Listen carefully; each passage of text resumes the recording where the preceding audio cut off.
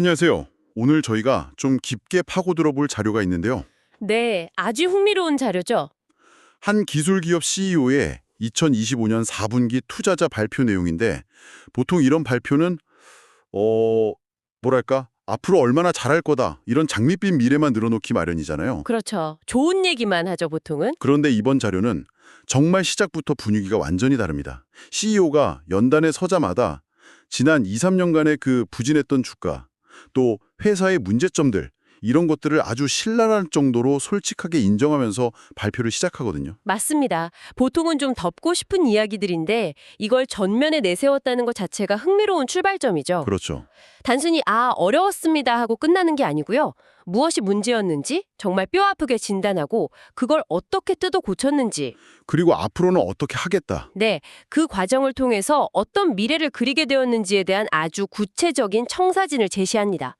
오늘은 이 발표를 통해 하나의 거대 기술 기업이 어떻게 스스로의 위기를 기회로 전환하고 AI를 중심으로 미래를 완전히 재설계하고 있는지 그 전략의 핵심을 깊이 파고들어 보겠습니다. 네. 스퀘어와 캐시앱의 미래, 그리고 모두가 궁금해하는 비트코인에 대한 원대한 계획까지 한번 살펴보시죠. 좋습니다. 자, 그럼 하나씩 살펴보죠. CEO가 가장 먼저 지난 2, 3년간의 어려움을 인정하면서 네 가지 핵심 문제를 지적했다고 하셨어요. 네, 그렇습니다. 스퀘어와 캐시앱이 서로 경쟁하게 만든 조직 구조, 엔지니어링 집중력 상실, 잘못된 리더십, 그리고 사업 전반의 초점 부족. 와, 정말 신랄한 자기 비판이네요. 여기서 핵심은 바로 그 첫 번째, 조직 구조 문제입니다. 발표에 따르면 초기에는 스퀘어랑 캐시앱 각각의 총괄 매니저, 그러니까 GM을 두는 구조가 성장에 도움이 됐다는 거예요. 각자 알아서 열심히 달리게 하는 구조였군요. 네, 하지만 회사가 커지면서 이게 독이 된 거죠. 두 조직이 서로의 성공을 돕는 게 아니라 내부 자원을 두고 경쟁하고 심지어는 서로를 이기려고 하면서 아, 결국 고객에게 최선이 아닌 결정을 내리는 상황까지 갔다고 진단합니다. 그러니까 회사 안에서 두 개의 작은 회사가 싸우는 모양새가 된 거군요. 같은 목표를 향해야 할 팀들이 서로 엇박자를 내고 있었으니 엔지니어링 집중력 상실이나 사업 초점 부족 같은 나머지 문제들도 여기서 파생됐다고 볼 수 있겠네요. 정확합니다. 그래서 이걸 기능별 조직으로 바꿨다고 하죠. 이건 단순히 부서를 재배치하는 수준의 이야기가 아닙니다. 그런 게 아니군요. 네. 사실상 우리는 두 개의 다른 회사가 아니라 하나의 비전을 공유하는 한 팀이다 라고 선언하는 것과 같아요. 많은 기업들이 인수합병 후에 이런 정체성 통합에 실패해서 시너지를 못 내잖아요. 맞아요, 많죠. 이걸 내부적으로 먼저 해결하겠다는 강력한 의지 표명인 거죠. 이렇게 해야만 회사의 가장 뛰어난 인재들을 가장 중요한 문제에 집중시킬 수 있고 또 기술이나 데이터를 공유해서 1 더하기 1이 3이 되는 효과를 낼 수 있으니까요. 기술 회사로서 그 엔지니어링 중심 문화를 되찾겠다는 반성과도 맞닿아 있는 아주 근본적인 수술이었습니다. 과거에 대한 혹독한 반성을 거쳐서 현재는 확실히 달라졌다는 자신감을 보여주는데요. 제품 출시 속도가 빨라지고 있고 수익성도 개선되고 있고 또 자동화를 통해 비용 구조도 좋아지고 있다 이렇게 강조합니다. 네, 맞아요. 그러면서 회사가 가진 핵심 자산을 설명하는데 이 방식이 아주 독특하더라고요. 네, 보통 이런 회사들은 우리 기술이 얼마나 대단한지, 사용자가 몇 명인지 자랑하기 바쁜데 여기서는 자신들의 자산을 역량, 생태계, 인터페이스 이렇게 세 가지 틀로 나눠서 설명합니다. 역량, 생태계, 인터페이스. 네. 자신들이 뭘 가지고 있고 그걸 어떻게 활용할지를 굉장히 체계적으로 보여주는 접근 방식이죠. 역량부터 한번 볼까요? 대출이나 결제 같은 금융 역량, 바이럴 네트워크, 그리고 자체 AI 역량. 여기서 특히 자체 AI 인프라 덕분에 개발 속도가 비약적으로 빨라졌다는 점을 강조하던데요. 그 부분이 핵심입니다. 많은 기업들이 외부 AI 모델을 가져다 쓰는데 그치지만 이 회사는 수년간 쌓아온 방대한 결제 데이터와 고객 행동 데이터를 기반으로 자체 AI 인프라를 구축했다는 거예요. 자신들만의 데이터를 가지고. 네. 이게 왜 중요하냐면 남들과 똑같은 도구를 쓰면 결국 비슷한 결과밖에 못 내지만 자신들만의 독점적인 데이터로 훈련시킨 AI 모델은 누구도 흉내낼 수 없는 예측과 자동화를 가능하게 하거든요. 그렇겠네요. 지난 6개월에서 1년 사이에 제품 개발이 빨라졌다는 건 바로 이 AI 인프라가 본격적으로 작동하기 시작했다는 신호로 볼 수 있는 거죠. 그리고 생태계는 우리가 아는 이름들이 나옵니다. 판매자 대상의 스퀘어, 개인 대상의 캐시앱, 광고주를 위한 애프터페이, 창작자를 위한 타이달, 그리고 비트코인까지요. 네, 5가지죠. 이 5가지가 서로 어떻게 연결되는지가 중요하겠네요. 마지막으로 인터페이스라는 개념이 정말 흥미로웠습니다. 보통 인터페이스라고 하면 앱 화면 같은 걸 생각하는데 여기서는 완전히 다르게 정의하더군요. 맞습니다. 여기서 말하는 인터페이스는 단순히 사용자가 보는 화면이 아니에요. 첫 번째는 하드웨어입니다. 하드웨어. 네, 결제 단말기부터 비트코인 채굴기까지 고객과 만나는 물리적인 접점을 직접 디자인하고 만든다는 거죠. 이건 약간 애플과 비슷한 전략인데 하드웨어와 소프트웨어를 모두 통제할 때 완벽한 사용자 경험을 만들 수 있다는 철학이 담겨 있습니다. 그리고 두 번째 인터페이스가 이 회사의 미래 비전 그 자체라고 할 수 있는 선제적 인텔리전스. 선제적 인텔리전스. 말이 조금 어려운데요. 고객이 요청하기 전에 먼저 알아서 제안해준다는 뜻인가요? 정확합니다. 예를 들면 어떤 걸까요? 예를 들어 당신이 스퀘어 단말기를 쓰는 작은 카페 사장이라고 해보죠. 네. 그럼 AI가 지난 몇 주간의 판매 데이터랑 날씨 예보, 주변 상권 데이터를 싹 분석하더니 내일 오후에 비가 올 확률이 높고 기온이 떨어지니 평소보다 따뜻한 라떼 원두를 20% 더 주문해 두는 게 좋겠습니다. 라고 제안하는 거예요. 와. 거기서 더 나아가서 그리고 캐시앱 사용자들에게 오후 2시부터 4시까지 라떼 10% 할인 푸시 알림을 보내는 건 어떠세요? 이렇게 먼저 제안하는 겁니다. 그러니까 제가 데이터를 보고 고민하기 전에 AI가 먼저 최적의 수를 찾아주는 거네요. 바로 그거죠. 이게 바로 선제적 인텔리전스의 개념입니다. 와, 그건 정말 게임 체인저가 될 수 있겠네요. 사업 운영의 패러다임을 완전히 바꾸는 거니까요. 그렇죠. 그러고 보니 회사가 과거에도 그런 변곡점들을 잘 포착해서 성장해 왔더군요. 현금에서 카드로 넘어갈 때 카드 리더기를 내놓고 판매자들의 현금 흐름 문제를 스퀘어 론으로 해결하고 P2P 송금을 캐시 앱으로 장악했고요. 맞아요. 그리고 이제 그 네 번째 변곡점이 바로 이 선제적 인텔리전스라고 선언하는 거군요. 그렇습니다. 과거의 변곡점들이 기존에 없던 도구를 제공하는 것이었다면 이 네 번째 변곡점은 인간의 판단과 개입을 최소화하는 방향으로 나아갑니다. 그리고 이 모든 혁신의 바탕에는 고객의 시간을 절약해준다는 아주 명확하고 강력한 원칙이 깔려 있습니다. 사업자가 재고 걱정하는 시간, 개인이 예산 짜는 시간을 아껴주겠다는 거죠. 그 원칙을 실현하기 위한 구체적인 5개년 계획이 뒤이어 제시되는 거고요. 네, 바로 그겁니다. 여기서부터 정말 미래적인 이야기가 펼쳐지는데요. 5가지 계획의 핵심은 전부 AI로 귀결되는 것 같습니다.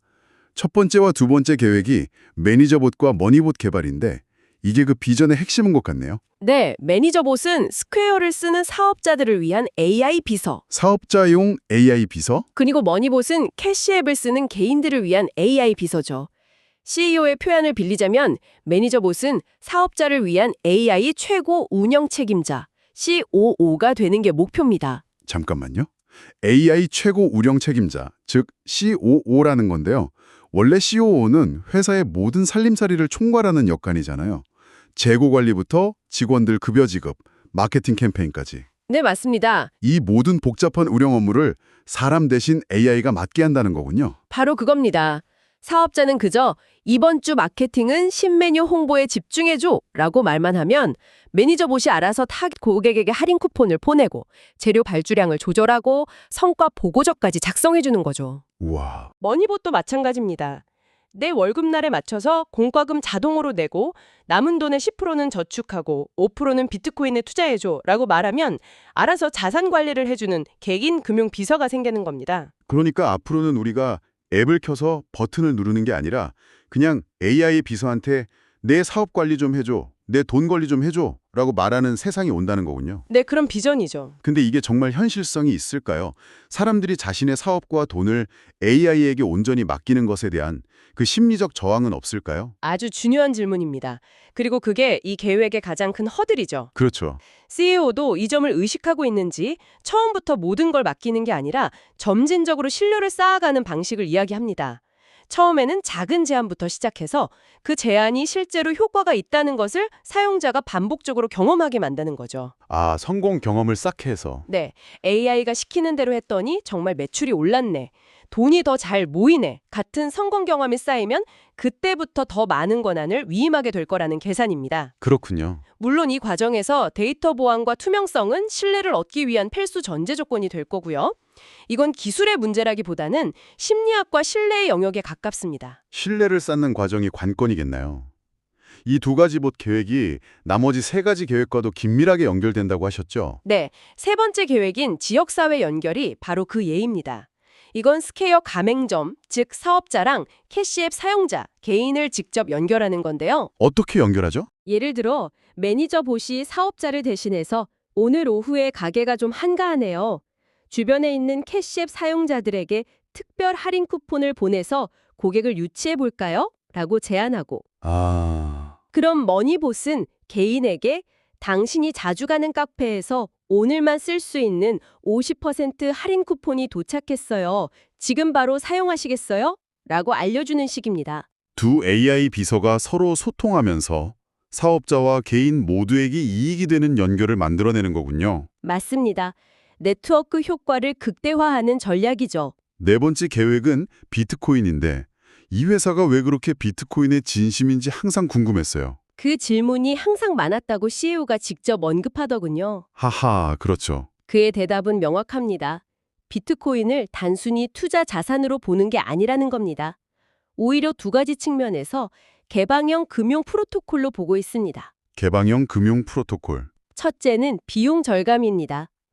현재 신용카드 결제 수수료가 보통 3%에 육박하는데 비트코인의 라이트닝 네트워크 같은 기술을 활용하면 이 비용을 0에서 1%까지 획기적으로 낮출 수 있다는 겁니다. 와, 그건 소상공인들에게는 엄청난 혜택이 되겠네요. 그렇죠. 둘째는 글로벌 확장성입니다. 각 나라의 복잡한 금융 시스템에 일일이 연동할 필요 없이 인터넷처럼 전 세계에 깔려있는 비트코인 네트워크를 통해 훨씬 빠르고 저렴하게 국경을 넘어 서비스를 확장할 수 있다는 비전입니다. 그러니까 비트코인을 금융계의 HTP나 TCP/IP 같은 기본 프로토콜로 활용하겠다는 거네요. 바로 그겁니다. 굉장히 원대한 계획입니다. 마지막 다섯 번째 계획은 좀 내부적인 이야기 같던데요. 자체 개발 도구로 모든 것을 구축한다. 네, 빌더봇 또는 구스라고 불리는 내부 AI 개발 도구에 대한 이야기입니다. 이건 앞서 말한 매니저봇이나 머니봇 같은 제품들을 더 빨리, 더 효율적으로 만들기 위한 엔진을 만드는 엔진이라고 할 수 있습니다. 엔진을 만드는 엔진. 네. 개발자가 코드를 짜는 과정 자체를 AI가 돕거나 자동화해서 아이디어가 제품으로 나오는 시간을 극한까지 단축시키겠다는 거죠. 결국 미래의 경쟁은 누가 더 빨리 움직이느냐의 싸움이 될 테니까요. 발표의 마지막 부분에서 CEO는 회사의 새로운 정신, 마인드셋 세 가지를 강조하며 마무리합니다. 첫째, 자동화할 수 있는 것은 반드시 자동화한다. 둘째, 인간인 경험에 디자인하고 AI가 실행한다. 그리고 셋째, 속도가 우리의 핵심 역량이다. 저는 이 마지막 부분이 가장 소름 돋았습니다. 특히 자동화할 수 있는 것은 반드시 자동화한다는 선언은 굉장히 강력해요. 그렇죠. 이건 단순히 고객에게 제공하는 제품에만 해당하는 이야기가 아니에요. 회사의 재무, 법무, 마케팅, 엔지니어링 등 내부의 모든 업무 프로세스에 적용하겠다는 의미입니다. 회사 운영 시스템 자체를. 네, 회사라는 운영 시스템 자체를 AI로 바꾸려는 시도죠. 가장 빠르게 스스로를 자동화하는 회사가 미래의 승자가 될 것이라는데 모든 것을 걸고 있는 겁니다. 결국 이들이 만들고 싶은 건 단순한 금융 앱이 아니라 스스로 학습하고 최적화하며 돌아가는 자율 경제 플랫폼에 가까워 보입니다. 오늘 우리는 한 기술기업 CEO의 투자자 발표를 통해 과거의 실패에 대한 솔직한 인정에서부터 AI 비서와 비트코인을 중심으로 한 미래 총사진까지 살펴봤습니다. 네, 요약하자면 하드웨어, 소프트웨어, 그리고 독점적인 데이터를 아우르는 자신들만의 자산을 총동원해서 고객의 시간을 아껴주는 완전한 자율경제 플랫폼을 구축하겠다는 정말 야심찬 계획이었네요. 여기서 우리가 주목해야 할 더 큰 그림은 이것이 단지 한 회사의 전략이 아니라는 점입니다. 아, 다른 회사들도. 네, 독점적인 데이터를 기반으로 자체 AI 인프라를 구축하고 이를 활용해서 고객 경험뿐만 아니라 회사 운영 자체를 자동화하려는 시도. 이건 지금 수많은 기술 기업들이 동시에 향하고 있는 방향입니다. 결국 각자의 영역에서 가장 가치 있는 데이터를 가진 회사가 그 데이터를 가장 잘 이해하는 AI를 만들어서 가장 먼저 자율 운영 상태에 도달하는 경쟁이군요. 맞습니다. 누가 더 빠르고 효율적으로 자동화를 이뤄내느냐가 미래 시장의 판도를 결정하게 될 겁니다. 이 CEO가 그리는 비전은 AI가 여러분의 사업체를 운영하고 또 다른 AI가 여러분의 개인 금융을 관리해주는 세상입니다. 인간의 역할은 그 경험을 디자인하는 것으로 바뀐다고 하죠. 네. 자, 그렇다면 한번 생각해 보세요. 당신의 업무나 일상에서 AI 비서에게 완전히 맡겨버리고 싶은 반복적이고 지루한 일은 무엇인가요? 그리고 그렇게 아낀 시간으로 당신은 무엇을 하고 싶으신가요?